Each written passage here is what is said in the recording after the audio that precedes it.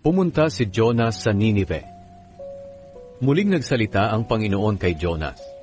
Sinabi niya, "Pumunta ka agad sa Ninive, ang malaking lungsod, at sabihin mo sa mga taga roon ang ipinapasabi ko sa iyo." Pumunta agad si Jonas sa Ninive ayon sa sinabi ng Panginoon. Malaking lungsod ang Ninive. Aabutin ng 3 araw kung ito ay lalakarin. Pumasok si Jonas sa Ninive.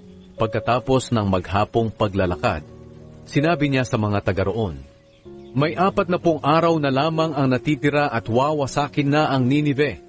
Naniwala ang mga taga roon sa pahayag na ito mula sa Diyos. Kaya lahat sila mula sa pinakadakila hanggang sa pinakaaba ay nagsuot ng damit na panluksa at nag-ayuno upang ipakita ang kanilang pagsisisi.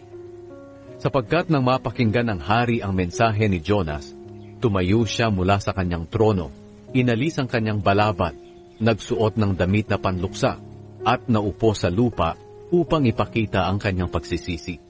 At nagpalabas siya ng isang proklamasyon sa Ninive na nagsasabi, "Ayon sa utos ng hari at ng kanyang mga pinuno, walang sino mang kakain at iinom, kahit ang inyong mga baka, tupa o kambing. Magsuot kayong lahat ng damit na panluksa, pati na ang inyong mga hayop, at taimtim na manalangin sa Diyos.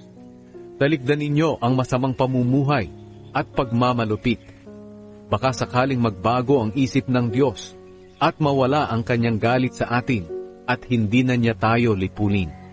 Nakita ng Diyos ang kanilang ginawa, kung paano nila tinalikuran ang kanilang masamang pamumuhay. Kaya nagbago ang kanyang isip, at hindi na niya nilipol ang mga taga-Ninive gaya ng kanyang sinabi noon.